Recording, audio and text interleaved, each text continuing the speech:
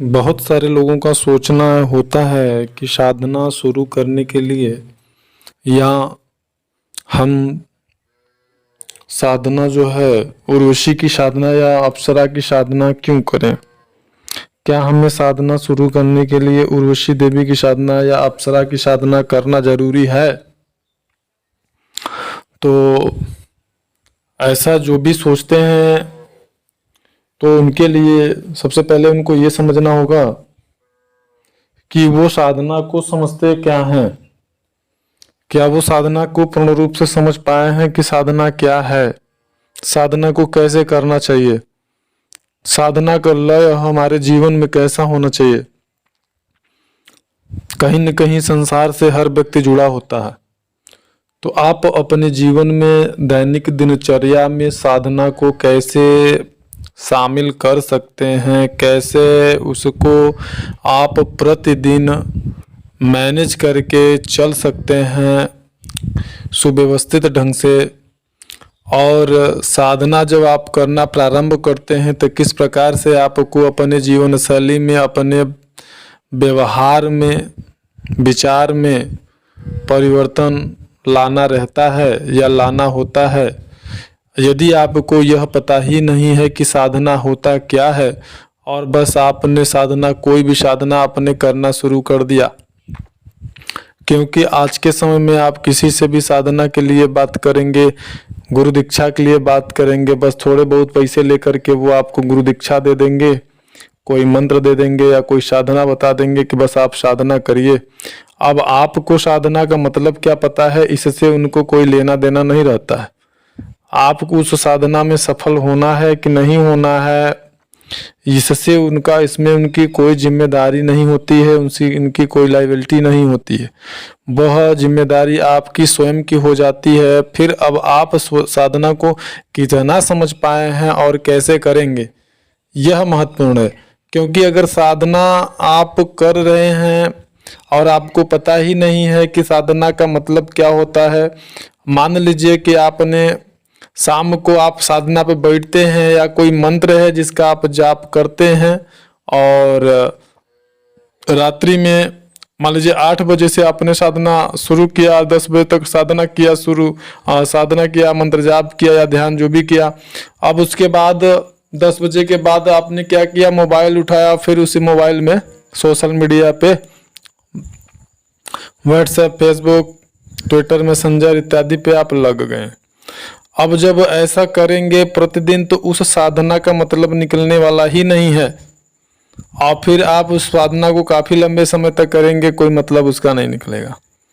इसी प्रकार से साधना करते समय आपका जो बिहेवियर है, दूसरे लोगों के प्रति जो नज़रिया है, उसमें आपके व्यवहार में भी आपको परिवर्तन लाना होता है। मान लीजिए आप किसी भी शक्ति की आप साधना कर रहे हैं, चाहे वो अग्नि तत्व से संबंधित है, वायु तत्व से संबंधित है या आकाश तत्व से संबंधित शक्ति है, और आप उस शक्ति की साधना कर रहे हैं और आपका व्यवहार क्या है, लोगों से लड़ाई झगड़ा आपका होता ही रहता है, लोगों को आप अपशब्द या भला बुरा हमेशा कर बोलते रहते और किसी भी प्रकार का सम्मान नहीं देते, तो ऐसी स्थिति में साधना काल में आपकी साधना अवरुद्ध हो जाती है और वह साधना आगे नहीं बढ़ती। भोजन आपका जो है वह सात्विक होना चाहिए, साधना के अनुसार होना चाहिए।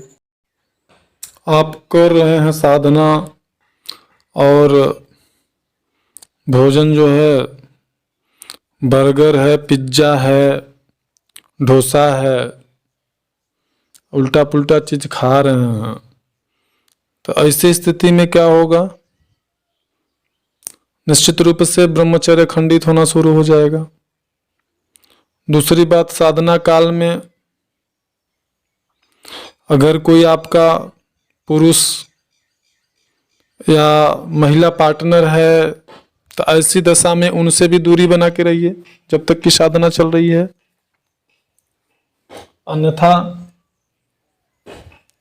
उसमें भी आपको समस्याएं आएंगी और निश्चित आएंगी। ऐसा नहीं कि मैं केवल बोल रहा हूं, यह 100 में से 99% लोगों के साथ में होता है। अब आप साधना करने के बाद उनसे, अब आपके जो भी रिलेशन में हैं, आप अगर आप उनसे बात करते हैं जाप हो या ध्यान के बाद, रात्रि के समय में, सोते समय, तो फिर आपके साधना का कोई मतलब नहीं निकलता है। तो इस प्रकार से इसमें भी आपको परिवर्तन करना होगा। दूसरी बात, साधना में सफलता अगर चाहते हैं कि हाँ हमें सफलता प्राप्त हो, तो सबसे पहले आपको ये समझना पड़ेगा कि हाँ साधना क्या है। दूसरी बात, किसी योग्य गुरु या मार्गदर्शक का तलाश करिए। योग्य गुरु या मार्गदर्शक आपको ढूंढने से ही मिलेगा। और बाकी जो लोग अपना शटर खोल के बैठे हैं, ऐसे गुरु या मार्गदर्शक के बारे में हम कुछ बोल भी नहीं सकते, जिनको कि केवल उनका व्यापार ही करना है, धन स्वार्थ होने चाहिए। तो ऐसे लोग, अगर आप ऐसे गुरु या मार्गदर्शक से संपर्क करते हैं, इनके सानिध्य में साधना करते हैं, तो निश्चित रूप से कितना सफल होंगे, अब इसका तो निर्णय किया ही जा सकता है। तो साधना को समझना बहुत जरूरी है।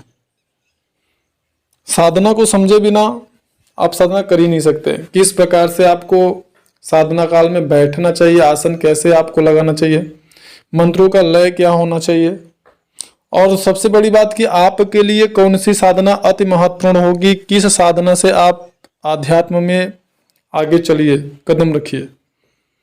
और ये सारी चीज आपको कोई कुशल, परिपक्व, योग्य मार्गदर्शक या गुरु ही बता सकता है। और अगर ऐसे ही कोई भी मंत्र उठा करके साधना कर लेने से अगर कोई व्यक्ति सफल हो जाता, तो आज सभी साधक, इस संसार में सभी साधक होते, तांत्रिक होते, ओझा होते। तो साधना को समझे बिना साधना करने वाले कभी सफल नहीं हो सकते हैं। पहले साधना समझिए।